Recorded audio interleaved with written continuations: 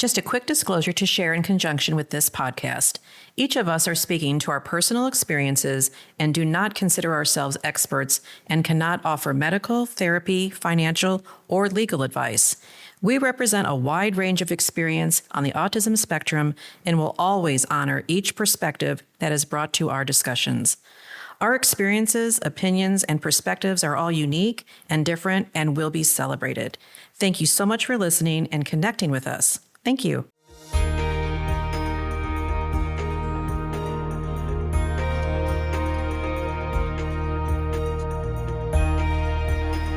Hello, welcome back to Navigating Adult Autism. We are just a bunch of moms giving our experience, opinions, and perspective.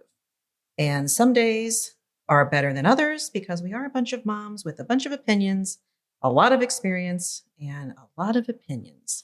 And today we are talking about transition, although that is a very wide topic and we'll narrow it down in future podcasts. But today we're just talking about our transition from our children from high school on. And we're just going to jump in and talk about it and what our lives looked like at that time, what we wanted it to look like at that time, and what we experienced. So if we can just start. Do you want me to start? I don't know. Yeah. I'm Mary, by the way. I think after our son was finishing high school, most of us in the public school system did go through voc rehab to open a case or a file to help find our child employment. And we had the choice of finding an employment agency that specializes in disabilities. And we did make that choice. But, right after high school, like even the next day, that summer, what did that look like for our adults with autism? I didn't want my son, the term sitting around playing video games. I wanted him to be active. And at that time, he was still volunteering at Mercy in the radiology department. And they kept him in while we were working with preferred employment, which back then was called AO. Can I interrupt, Mary? Of course. Dawn. This is Dawn speaking. Yes. Interrupting again. Yeah. Yes. How did he get the job at Mercy in radiology? Through the BASE program. And BASE, business assisted, yes, special you helped education. Me last time, remember? Right, okay. Yes. So, because that was a great program that I loved through Springfield Public Schools. So, every 6 to 8 weeks, they changed jobs for experience. And they really liked him there. And I asked, and Dean and I, my husband, asked if we could keep him on there. So what type of job experiences did he have while he was in high school? Okay, so he worked in radiology, which honestly, he walked with a Mercy employee to deliver patients to all their appointments within the hospital. And he said he pushed the wheelchair and he held the chart, or vice versa. That was going pretty well until one time he did ask a patient what was wrong with them and why are they in the hospital? Oh, well, I have an appendectomy or something was going on. And he goes, oh, well, that's good. At least that doesn't make you die. So, good luck with that. So, we would get calls about that, helping him not bring up death or illness while he's helping someone. But they really liked him up there. They're very supportive. And he did that for quite a while in the summer. But anyway, we can jump around to other people, but that's where he got that experience. And he did that even while he worked at the Candy House for a while. He still did that. But just even the next day after high school, I knew that he was not going to waste his time and sit around. So we had chores for him to do. I kept a visual schedule. But then all summer, we ended up getting his job for him because AO at the time, sadly, was not a big help. And at the candy shop, it used to be called the Candy House, I think. Yeah. And AO has changed names too. Yeah, and they're not preferred. So we went to the candy shop and asked if our son could work there part-time. And Cynthia used to visit him there, actually. Yes, I did. Yes, you were great. And they said, sure. So we found him. It was only 4 hours a week. And I think he volunteered for 4 hours a week, which wasn't much, during the week. And then he just had chores to do. So I always tried to fill his day. I always left a chart for him on the cabinet with taped to the cabinet what he needed to do that day. Make your bed, sort the laundry, put whites in the dryer, turn off all media, TV, sit for 2 hours and read or water I just didn't want him to have all this free. Well, then I did put free time on his, I did say free time, you make the choice. So did he follow that? He did follow that. Wow. And I rewrote him for following it. There was a consequence if he didn't. So, and he would check them off. He actually, he really liked that. And one day I actually forgot to do it. And he called me at work and said, "Where's my chart? You forgot to put it on there." But yeah, he really, really liked that. So how'd you know if he read? If he, did you do book reports? At that time he didn't lie that much and didn't really frown on telling me, because he would tell me, "No, I didn't read," or, I did this instead. I looked at a magazine, and he was kind of into that at the time. So I didn't trust it, but I did trust it. So, but anyway, I don't know what everyone else's life looked like right after high school. Dawn, you have another question? I do. Great. Talk to me about the adult OTC's Adult Basic Literacy Program. Yes, that's what it was called. I was racking my brain all day about that. The Adult Literacy Program. Okay, so then we did find out about that, which is a great program. I'm not sure. I think it's still there. I don't know if it is or not.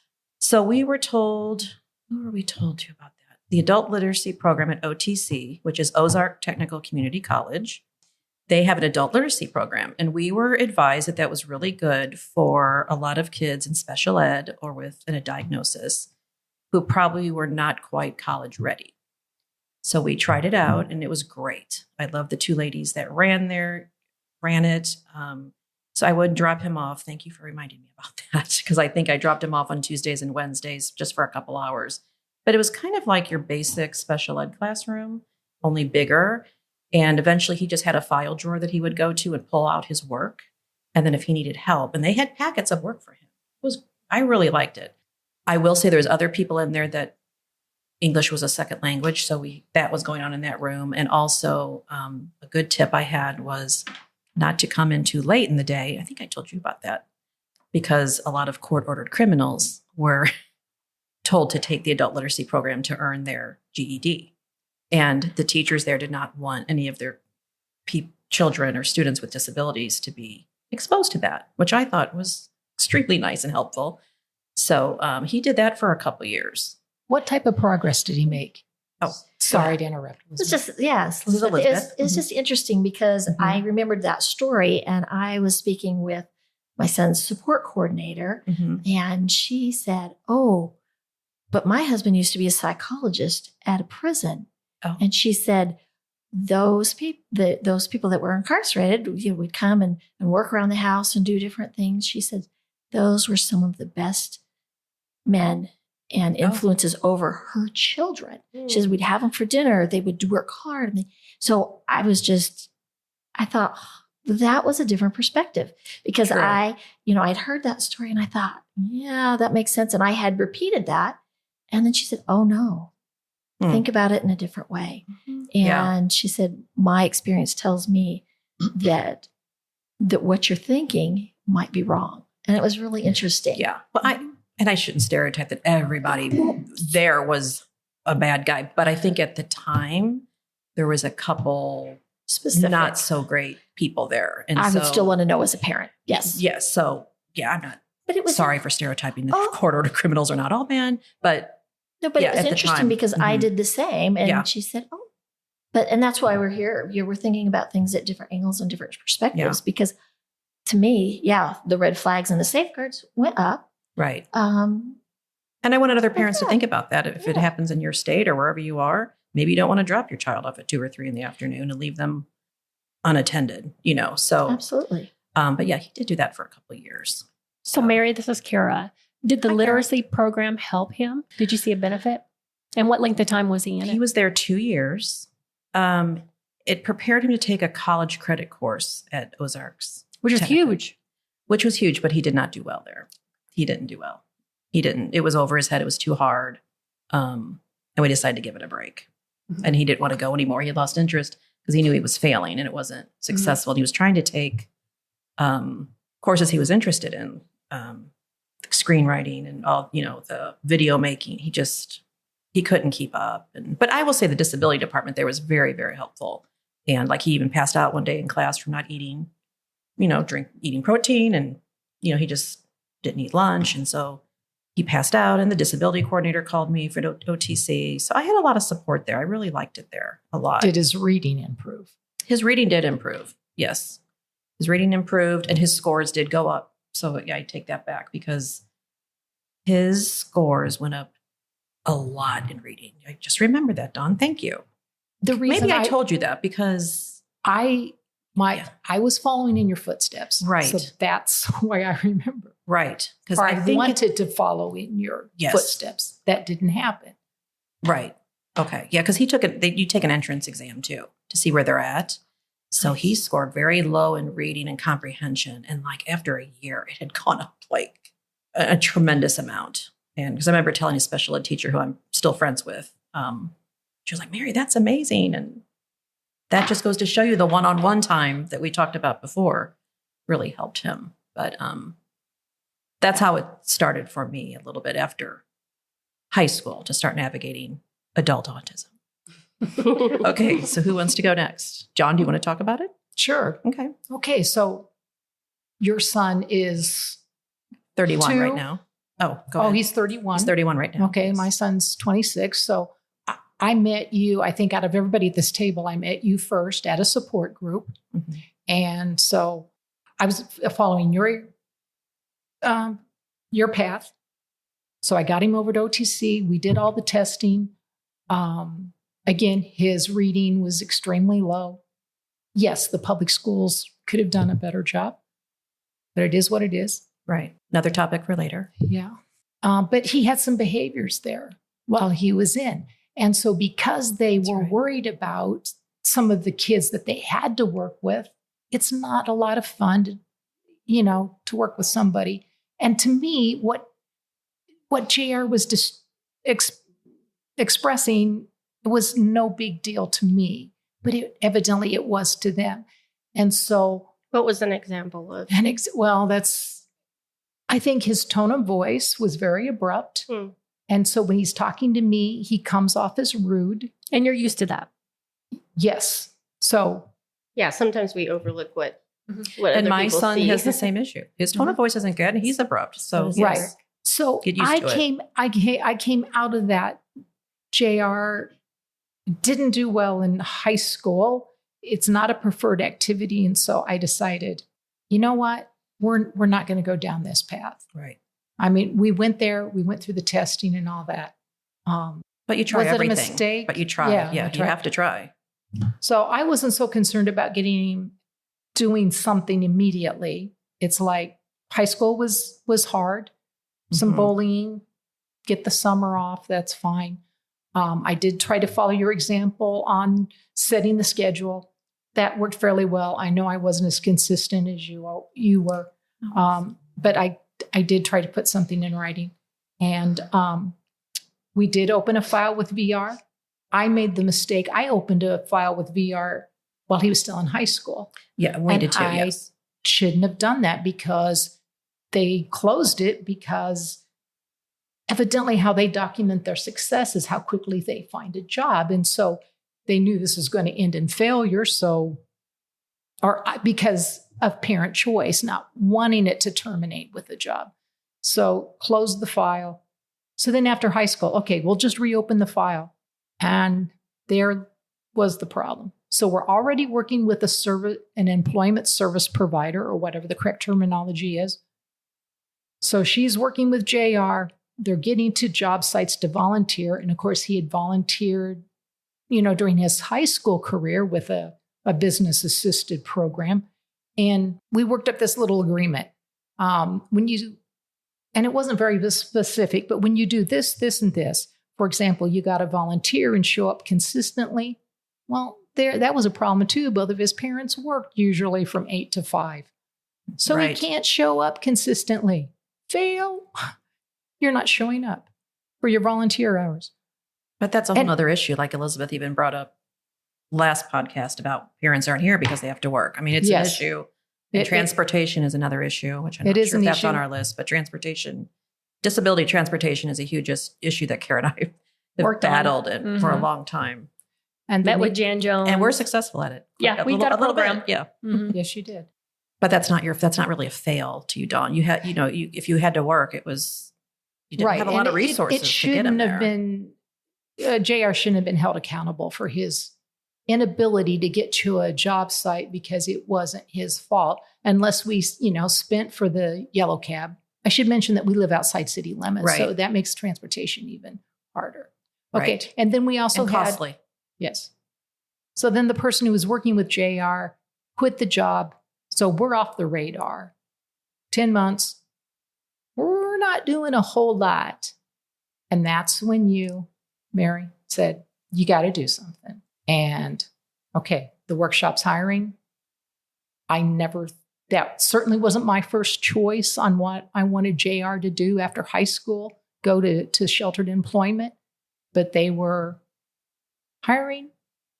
And it was probably one of the better decisions we've made. Correct. Because 5 years, he's building a track record, getting experiences, getting up, showing up to work. Transportation is an issue, and both of you helped me with the transportation portion of it. Well, Dawn, and let me refresh. I remember he was going through preferred, and he was in This the is Kara. volunteer. Yes, this is Kara, going through the volunteering. And they were only taking him once or twice a week to volunteer for like 4 hours at a time.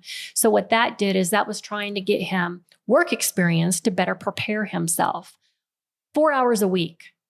4 hours a week. Mhm. And that went on for how long? Well, we did nothing for, I'm saying 10 months, but Yeah. it was like a year after high school, after he Right. walked the line, that Yeah, we weren't doing anything. But when he Uh-huh. went into the sheltered workshop, how many hours did he work there? He's working 6 hours a day, 5 days a week. So Wow. So look at the time Yep. that he was able to get with the sheltered workshop, not one-on-one, Sometimes. but he did have a job coach.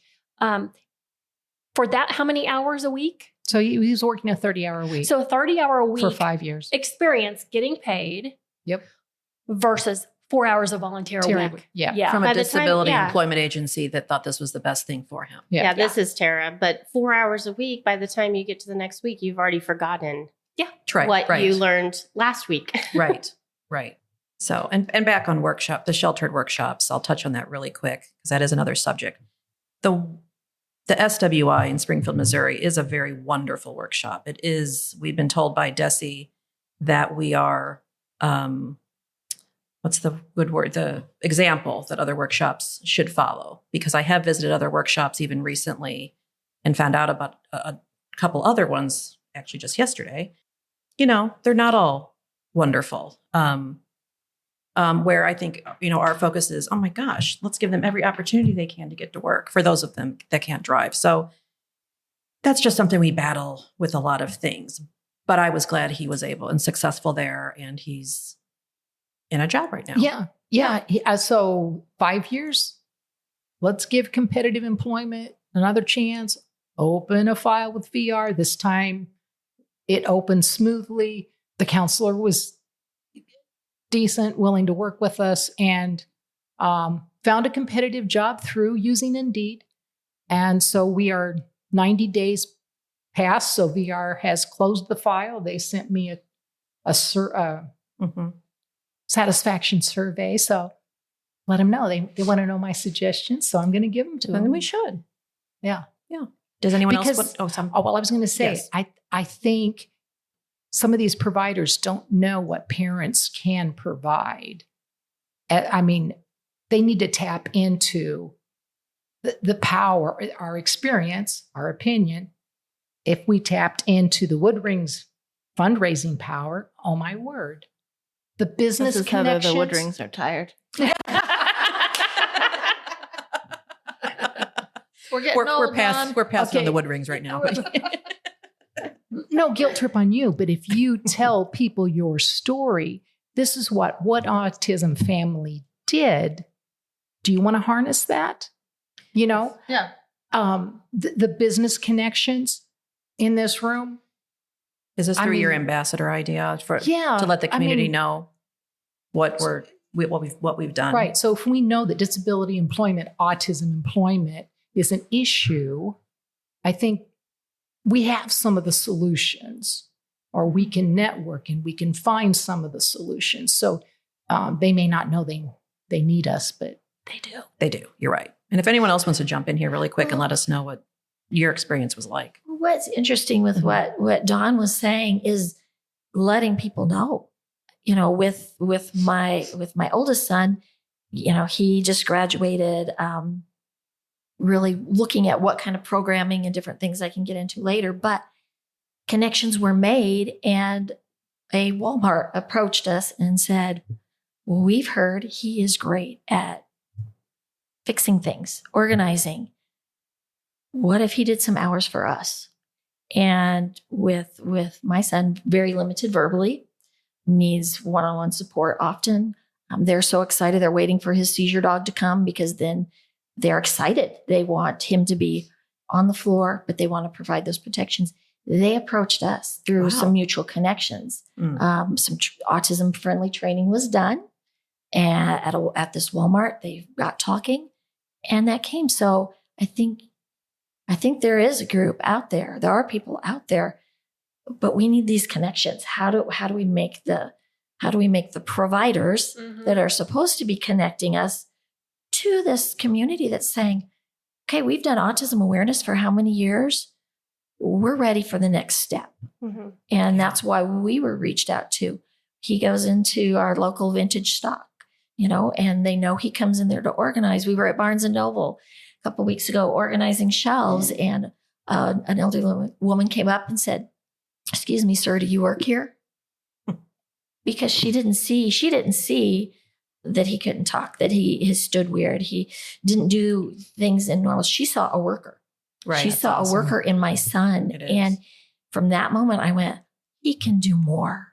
Mm-hmm. He can do more than even I am thinking he can do. If he's already getting recognized from the community for his abilities, it doesn't matter that I still have to tie his shoe. It doesn't matter that, I have to help him comb his hair to get ready and do all these things and help him. And I can't drop him off at the door without support. But the community's reaching out to us already saying we want him.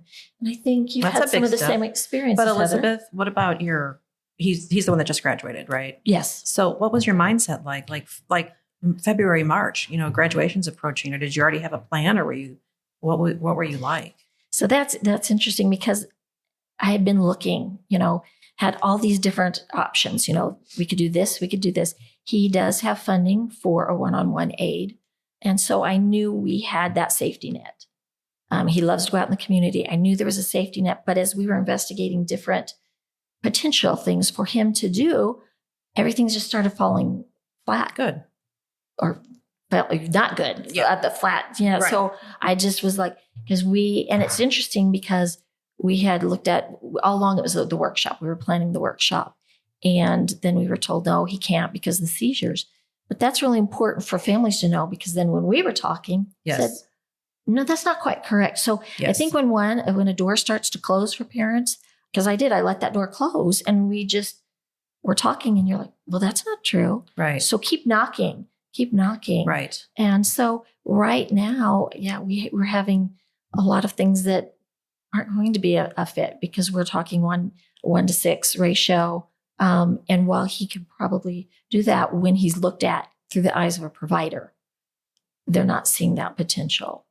Right. So we're still unsure. He's been in a day camp, that he's definitely outgrown. Okay. At 20 years old, and it's his last year he'd be eligible for, but we're still on our journey of searching. Right. How to give him a productive life and make use of his time. And right. Anybody else? Heather? So this is Heather. Okay. So I think transition for us in high school, like when it started, like we were kind of excited about that, because supposedly at 16, this whole transition starts. And I thought, oh, maybe these meetings, these IEP meetings will become fruitful again. Right. Because I couldn't remember the last time they were. So I was excited. I had a little bit of hope. And so that didn't turn out to be the case. I know that for Zachary, who has no conversational speech or anything like that, they gave him some assessments through the computer. I'm not quite sure the guidance that he received. I'm sure a para was helping him with that, but they said he's 97% clerical. He needs a clerical job. Oh, right. That's what it came up. Wow. That's what came up. Okay. I'm like, okay. I trust assessments. I don't know what percentage I would give them because, he can't, I'm just not sure that they're meant for individuals like him, really. I don't think they truly give us a picture of what is actually reality. But anyway, we went with that. And we had Voc Rehab too that we kind of signed up with. And honestly, I was extremely disappointed when the summer between junior and senior year of high school, they were going to a local grocery store. They had a summer camp experience for that age group. And they were going to sort shelves and straighten shelves and all that stuff. And I thought that'd be great for Zachary. He could totally do that with support. He was unfortunately not accepted to the program. They said he needed too much support, which he requires one-on-one support. So those doors closing, my hope quickly changed to frustration again.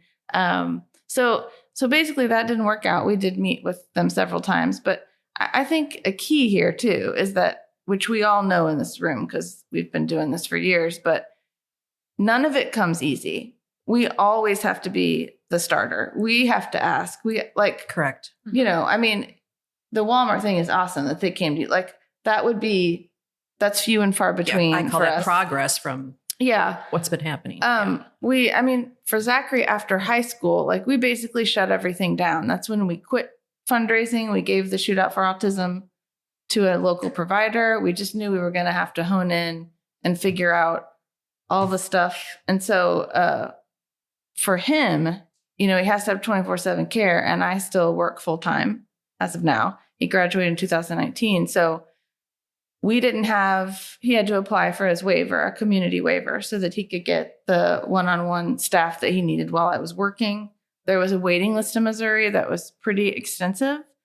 We waited for almost 2 years. I had to call my state representative. There were lots of things. Crazy. Yeah. So he finally got one. But in the middle of that, I worked from home a little bit. My father drove a 3-hour, 1.5 hours to our house and then back home. He came and stayed with him 1 or 2 days a week, depending on the week. And so we just rotated. And then he went to a day hab program, which, a lot of people, that's an option. I don't know if option's the right word, but that's a path, I guess. Yeah. It's not a path anybody, is really hoping for as a parent, but sometimes that's the reality of it. Right. He did go there for, I think, 2 or 3 days a week, just depended. We just juggled for 2 years is what we did. We just juggled. He was not good there. The staff didn't really understand autism very well. They didn't have any real training. Can you tell me what you said again? Day hab. So I don't know everything. Okay. All of our kids are on different parts of the spectrum. Yes. So not all of us got the same daybreak. Yeah. So basically, so what he was at, they call it day rehabilitation. So there's lots of providers. Another term that you'll hear is adult daycare. Right.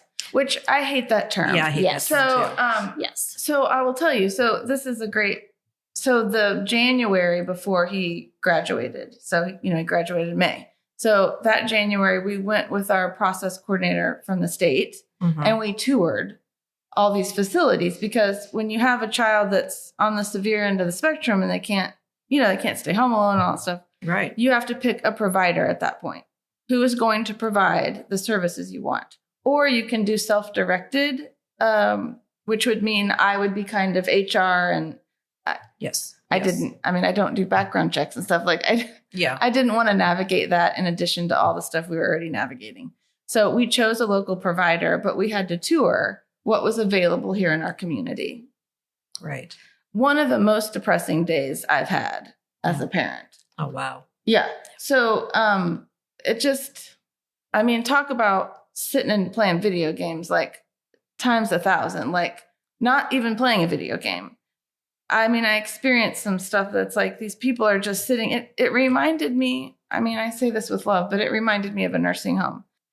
for me, especially like not being able to quit at that point, my full-time job. Right. I was, let's see, 48. So it was like 45 or something like that. I mean, most people don't retire at 45. Let's be clear. Right. So that wasn't an option at that time. Do we have a 15-year plan that we started many years ago about when I am going to retire? Absolutely, yes. And it is way before most people do. But at that point, that wasn't an option. Right. So that is why we just decided we're going to have to piece this together until we can get that waiver. And then we did finally get the waiver, which grants you access to, community health. Right. So then now he has staff 5 days a week. They come into our home. Because that's what was determined was best for Zachary, that he's definitely happier. I will tell you just a real quick, when he was going to the day program, for a couple days a week for those couple of years, when they transitioned and we had his waiver, they came out to the house and we were kind of reassessing. And one of the workers that had worked with him and at the provider, place came to the house and he was like, dancing around and smiling. And she said, I have never seen him smile. Oh, he's so smiley.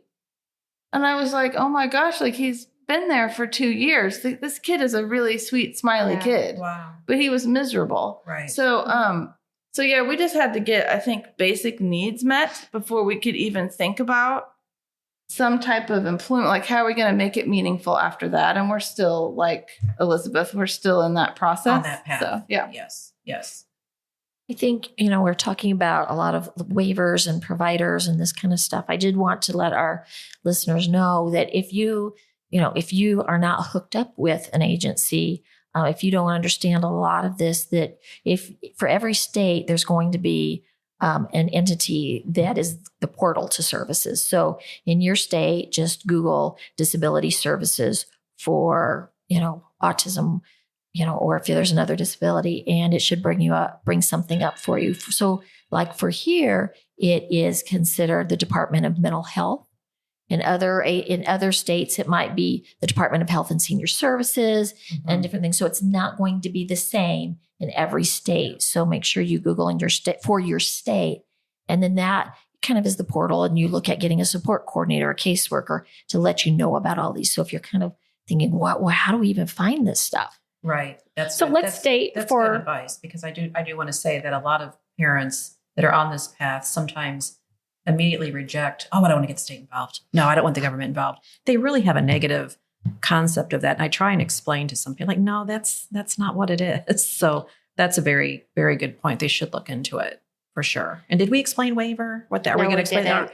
No, but we're going to put that on our website, Tara. I can put that on there if someone will explain it to me. I will say, because we do not use a waiver. I will say with the waiver, so this is the only thing that has come. So you can't, as a parent, I can't just outright pay a provider. Right. They go, it's Medicaid. Because it's, you have to, but that's what took 2 years. You had to apply for it? Is that what took 2 years? Okay. Yeah. So the application process, but there was a waiting list. That's right. Sorry, you did say that. I apologize. Straight back to the Department of Mental Health budget for the state that they approve. They have to fund it. Right. So if they approve, I'm just making this up, but if they approve $60 million, they've got to fund it for $60 million. Right. And if they don't, we've got people waiting for things like this that are in distress. Yes, for sure.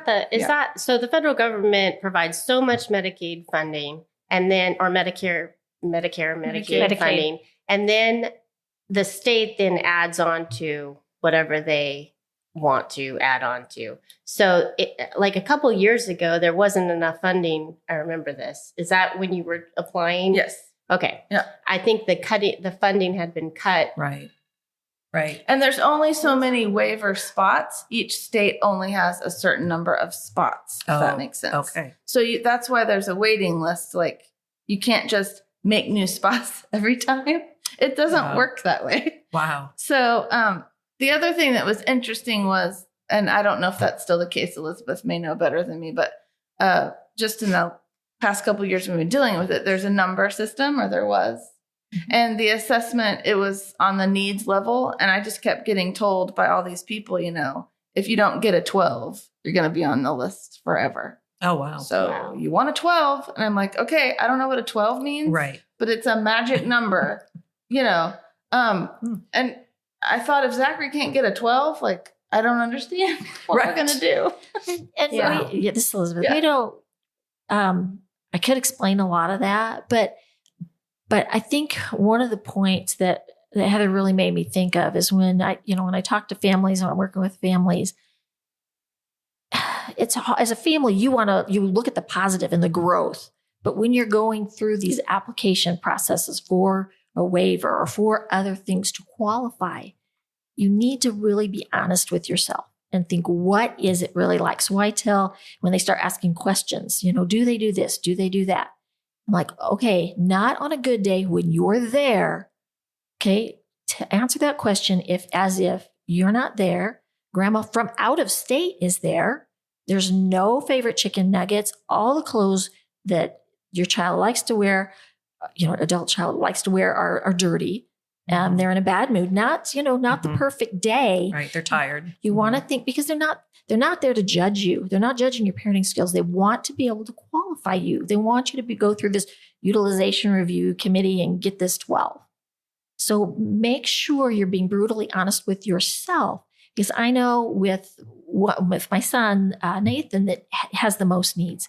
I remember one of our first, just back when he was younger, one of our first evaluations, they said, well, does he point? And I said, yes, he just pointed this morning at an airplane. And I was so excited.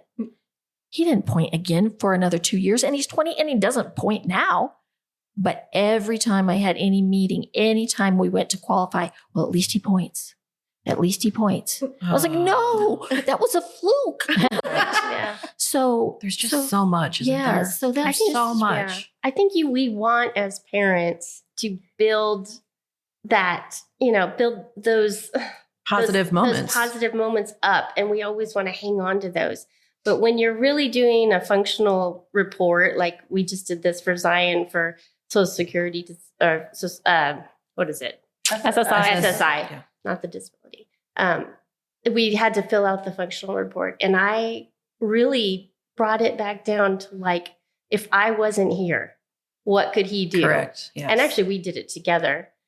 And I mean, because he would really like to have SSI. I mean, we've gone through different, the appeal process and everything like that. And I'm like, well, maybe I just built it up too much the first time. I was like, I really need to think of myself not being here and what supports he needs, like if I wasn't here, because I really do a lot for him, right, without knowing it. Even if Jason was there, my husband, it's a totally different, storyline of what he can and cannot do, or what he's just needs support with. So I think that's a great way to put it, Elizabeth. Yeah. And in that way, I mean, and what you're doing is good because you're building on successes. You're helping him to be successful. But yes, acknowledging during that moment that, okay, does he, not him necessarily, but does your child brush their teeth independently? Well, yes, physically they can, but do you have to tell them and remind them? And then you're not sure if they actually did it. Did they swallow the toothpaste? Did they do all these other things? Yes, maybe they can get that toothbrush to their mouth, but did they do every step independently? And did they remember to do it as a 17-year-old or a 14-year-old would? It wasn't just touching the tongue and then bringing the toothbrush back out. Yeah. And I heard that sometimes too, like if I say like brushing the teeth, well, typical kids have problems with that too. No, you don't understand. Like, are they in the bathroom standing right there with them? Like, it's not the same. Like, I really got tired of that. Well, typical kids have problems with that too. No, well, come to my house. You'll see. And toothbrushing is one of that is the example they use with parents that are over supporting the picture of the parent brushing the teeth. Oh, okay. I really, really dislike that because to me, I want him to have good hygiene. Correct. And if I have to do that, rather than watching him 6 months, 2 years, 3 years later, being sedated, getting caps and getting all these things, sometimes we have to make certain choices. And that is just one of my. Well, and hygiene is part of the adult path that they need to navigate too. I know that's been an issue for some parents. So this is Heather. Hygiene is why we couldn't go to the workshop in our area, not not the one, Mary, that you were talking about, but Yes. we were told, because we thought that might be an option as well, but he needed help toileting, and they said he could not come. So that was kind of, we explored, you explore. Yeah, but that's not quite right. sometimes you get a lot of no's. Yeah. Goodness So. gracious. Yeah.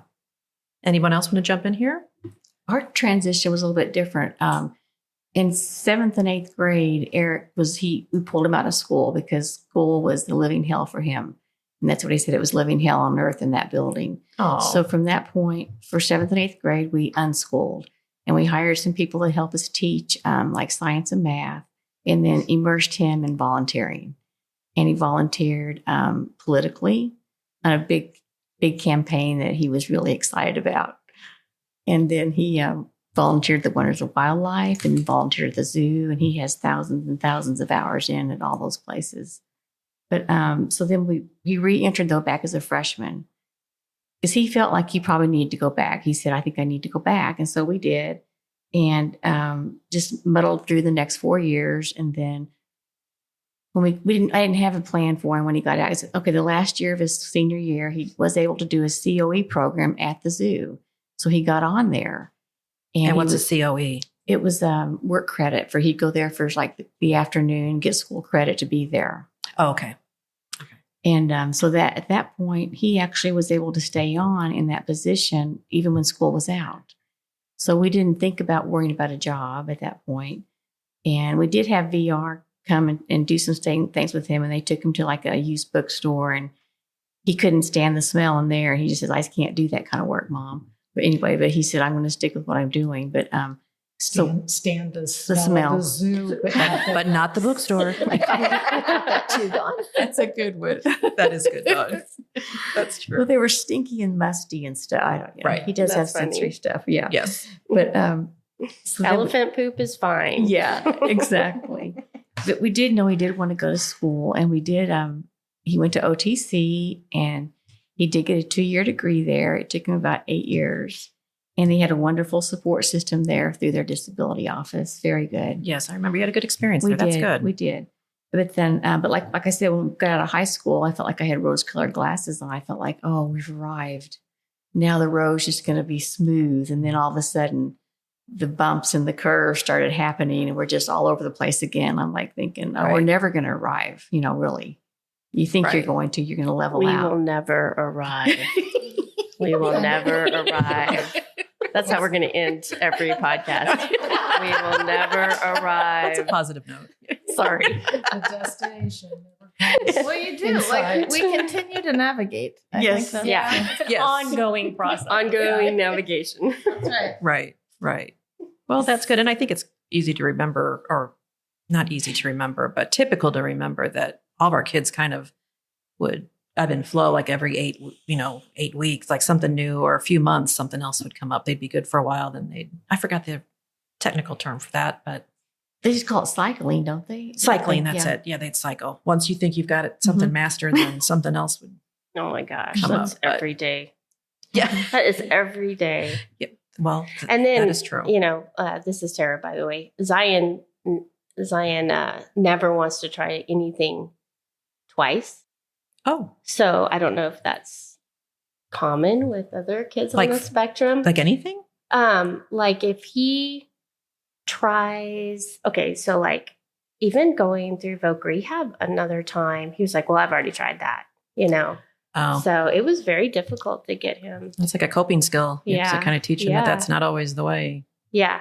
I just have learned to rephrase everything. Right. It's all about how you phrase Yes. it. Yeah. So yeah, That's true. you rephrase it and say, okay, you just make everything unique. If you make everything unique, then they are Right. trying it always for the first time. Right. That's true. So he's always willing to try something for the first time. So that's one That's good. great Yeah. thing. So, but yeah, our transition. I don't want to break in. Let Cynthia. I'll just finish it real quick. And he never really dated any time, but he did go online and do some online dating. And How old is he now, though? He's Cynthia? 29. Okay, that's right. And like they go to the bowling alley and meet, or they go to a movie and meet, and but never anything from that point. Just if it always ended. But he did meet a gal online, and they connected, and they were really had a lot in common, and they ended up getting married. So he's gotten married at 29. Was she on the spectrum? No. Mm-mm. And I don't think he didn't tell her for a long time. So, I mean, I don't know. She might have known, but. You don't really talk about that. Yeah. It hasn't been brought up. No. Okay. Mm-mm. Now, was it his idea to go online? Yes, because Okay. I didn't really think approved of it. But, Right. But Right. he didn't have where else to meet anybody. So Yeah. that was good. Like, That I'm was not sure okay. my son is even aware of that. Like, Yeah. you know what I mean? I think all of us are at different Levels. and I don't think he's. Well, because he was like seeing stuff about Tinder and all these other sites people could go on and do online dating, I guess. I don't know where he got it though, but Right. Well, I think that's where everybody meets everybody now. I mean, it's a totally different world now. I think but we might just be old. 'Cause yeah, that's I how think they we're do just it now. all True. Yeah, True. yeah. Everybody. I mean, every one of my. Well, I shouldn't say everyone because Hannah's going to be listening to this later.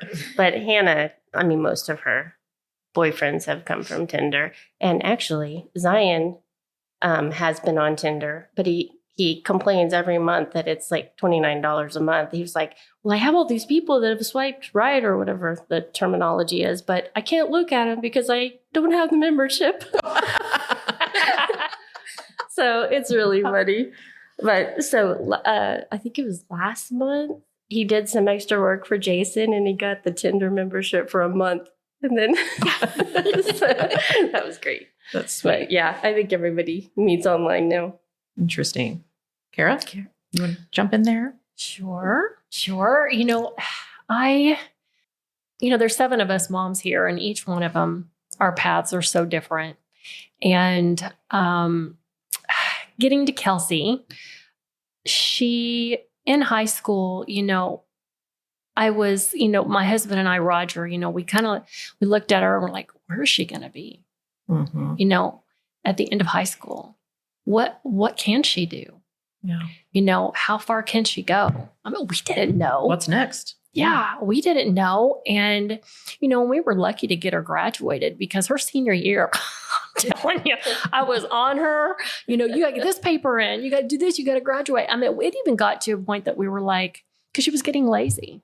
And it got to a point that, we didn't get senior pictures taken. I used that. I was like, okay, I'm not getting senior pictures taken because I don't know if you're going to graduate, girl. She did. She did graduate. Was she in person? Was she in person or homebound? Yeah, she was in person. Yeah, all the way through high school. Yeah. She did have the IEP all the way until she graduated. She wanted to go to school. In the transition, when they brought Voc Rehab in, we had that form. And it was filled out every time. But she had a part-time job at Price Cutter. And she had all intentions of going to school, going to college. And I'm like, we're not having a good time in high school. How is college going to be? And I'm not going to be over her all the time, making sure that she's going to be getting these, assignments in. And I'm like, but who am I to say she can't? Mm-hmm. I've got to at least let her try. So transition, whenever it came in, when they really started working on it the January before her graduating, the team goes, oh, well, she already has a part-time job. We don't need to do anything there. And she wants to go to school. We're working on some college credits here, And I'm like, okay. So not much was done. She did go to MSU for one semester.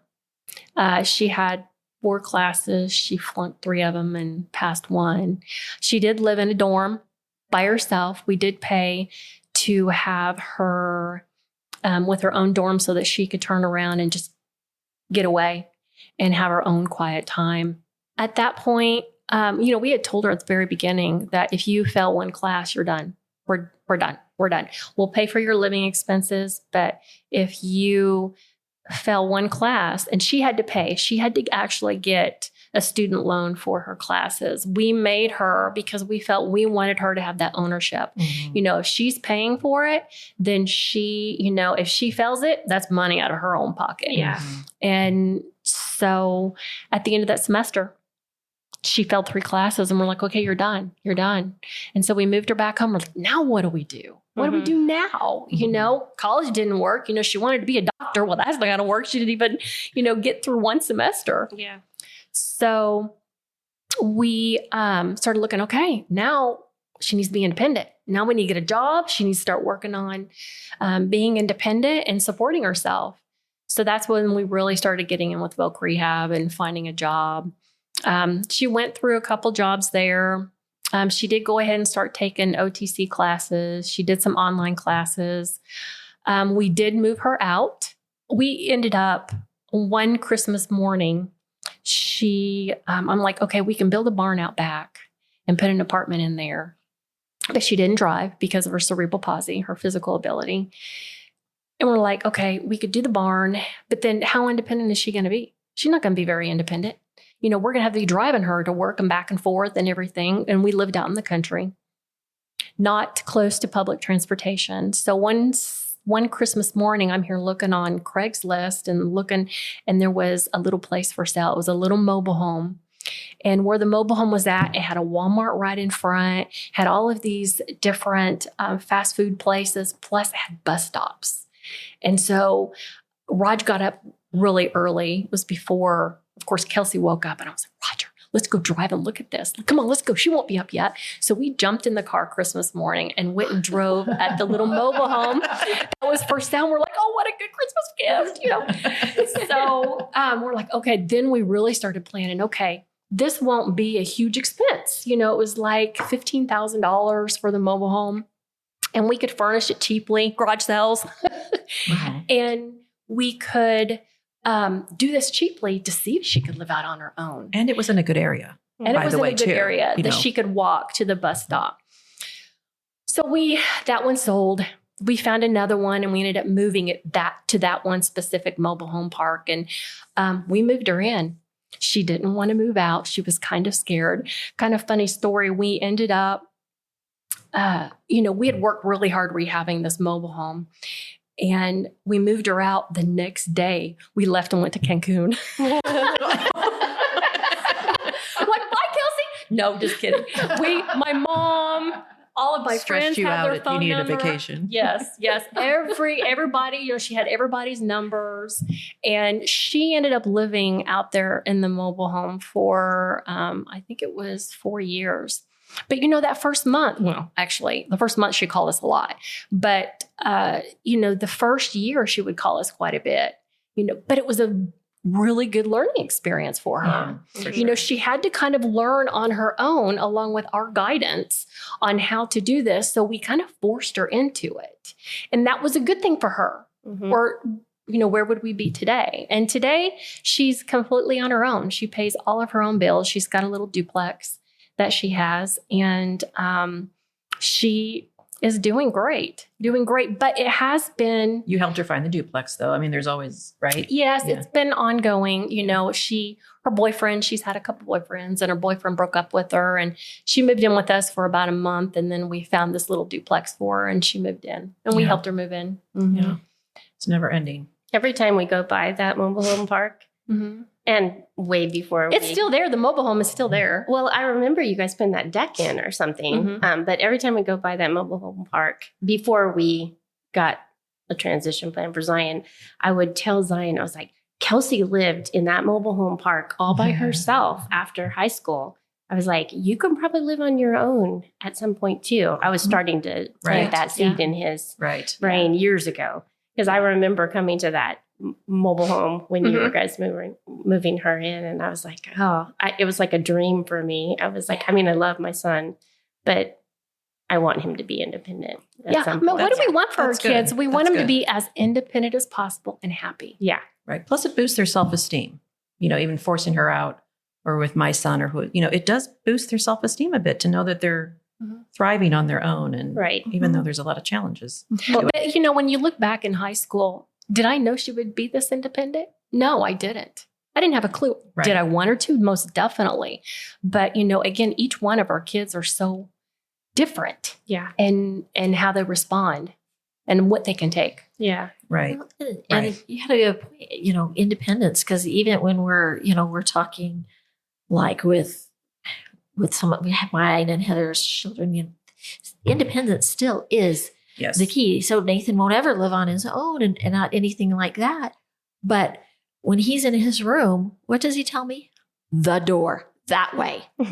Yeah. He Right. at 20 wants his independence. Yes. He doesn't want me I hovering. believe that. So yeah, if we come in or he's, hanging out, we go to check on him. Yeah, the door that Right. way. Right. 5 more minutes that way. Right. So it's still that core of independence is just, it's just going to look different for our families, but it's there. It's deep rooted when they get to a certain age. Right. It just looks different in different situations. Does he Right. do it with a smile? Sometimes, he gets that little look, but other times he's just plain serious. Right. And I think it's an important part that all of us mention that family is such a big support for us that, would you say your father-in-law or your dad drove back and forth. And right now my in-laws help take my son back and forth to work. My husband, myself, we do have a transportation program that Kara and I kind of started, and SWI's taken it over. So we have someone there that takes them once a week. How did we start that? Should we kind of, I Is think that that's another day? topic. That's another topic. Yeah. Transportation is a whole nother topic. And what I'm trying to say is, us as parents during our transition into adulthood, our transition into high school, we know what our kids want. And when there's not, or what they need. And when it's not there, we're going to create it. Or we're going to turn around. We're going to turn around and try to create it and meet with the people that will make those decisions for the funding to make it happen. Right. And tell your story. I think that helped tell our story a little bit to Jan, I think. Like it's just not easy. And I hear also sometimes, typical kids have problems with, no, they don't. No, they don't have as many problems as if they can drive and they can get there. They have friends they can call.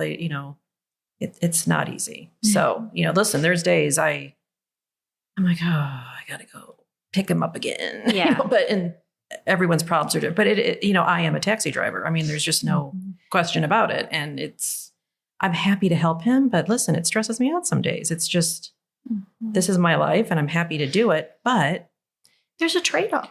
Yeah, there's a trade-off. And so your trade-off is your time. Yeah. Your time. Right. And my husband and I know that. And I think at my age now, at 60, we've been planning it like you did, like have a plan for when we're not here. That's another path we have to think about as we navigate them getting older. What's that life going to look like for them when we're not around? In fact, I've caught myself telling him now remember, when I'm not around, this is the new thing that comes out of my mouth all the time because I'm getting older. Mom, quit saying that. I don't want to think about that. Yeah. I said, well, we have to though. Because I'm not going to be here one of these days because I need to prepare them. As we all know, we have to prepare our kids for a lot of silly things, but that's just part of the path as they're getting older. We should have a topic on self-care as well. Yes. We need to write that down because yes, I have some terminology that I use, like being sucked dry. I say that a lot. I'm being sucked dry. Right. But it's not that bad. I love my family. I love what we do for them and everything like that. But there's some self-care tips that definitely need to be taken into consideration when you have a child on the spectrum or even, any type of special needs. Right. It's like True. their care comes first a lot of times. Oh, for sure. And especially us moms, because in a lot of cases, one or the other has to make the money to support this, whatever you're doing, especially us advocates, because some moms can't be the advocate that we have been in the last, in the years that our kids have been needing our help. Because, and I don't think that other moms should feel guilty about that either. Right. Because some people just cannot, they're single moms. There's other things going on. But anyways, I think that sometimes you do need to just go into a room and just either scream or have a glass of wine, or you just have to think, okay, I got through this before. Right. What did I do then? I'm going to get through it again. And we're going to, and that's what's great about having friends. Yeah, and that's all true. of us in the support system. Yeah, so, to support each other. But and listen to each other. Yeah. And listen, I have one child. I can't imagine having, and I think all of us kind of have. Elizabeth, you don't. A lot of us have one child. Yeah. I got, right. Yeah. Dawn has Tara doesn't. Elizabeth has, and Dawn Dawn. has a dog. Yeah, 3 of us Yeah. have more than one child, but the rest of us have 1 child. Well, and that's another topic is It is. putting a lot of pressure on the siblings. Mm-hmm. So, Right. because That's another. I just a little bit, very shortly, because I know we've Gotta wrap it up we've here, run yeah. long, but we did buy a house for Hope's. Well, first of all, for Hannah to go to school at MSU, but also has a basement apartment. And I mean, this is putting a lot of pressure on Hannah, but at some point we want Zion to move completely into that house. He stays maybe once or twice a week. Oh, that's good. So, but he can drive and he's able to go there when he gets tired of all of us, or if there's crying children at our house, or we have any type of guest or anything like that. He's like, I'm gone. Aw. Does he want? That's Does good, he though. want to be out on his own? Well, I think that if he had a support system, like a friendship support system, I think he would love living away from us. But right now, I'm his best friend, Mm-hmm. so that's very hard. Right. So if Hannah's there, his 21-year-old sister, he loves to be there because she's his other best friend. That's sweet. But what's turning out so well is that Hannah always has people at her house. So he's meeting people and he's making friends and she's having barbecues and Yeah, he's immersed in another. Hopefully social not skill. That's exposing good. him to anything that underage drinking or anything like that. But Right. but I think it's been really good. He's come back and said, oh, I met a bunch of people and I think I did really good. They all laughed at my jokes and they, did this and this. And it's just been really a good experience for him. And he can take his dog with him and has a doggy door and everything like that. Oh, And that's then, good. the reason we bought it was mostly for Hannah, but it's also at some point when he starts becoming independent and making an income, he will then have to pay rent. So Right. it will, it's just small steps. Right. So, Right. so yeah. Well, I think we just touched on transition a little bit. More to come later on different topics of transition, but we just thought we'd kind of dip our toe into it a little bit and where we all are on our path of adulthood with our kids. So thank you for listening. And Tara, I'm going to shoot it over to you where people can find information about this podcast. Yeah, we On our website, correct? Yep, we have a website. Yes, it's called a website. Yes. Thank you. I tried to find my wording last week. Our website is navigatingadultautism.com. We have a Facebook under the same name. And at some point, we will get our email set up and it will probably be the same thing. And I'll tell you that next time. Okay, that would be great. Okay, thank you for listening. Thank you. Bye. Bye. Bye.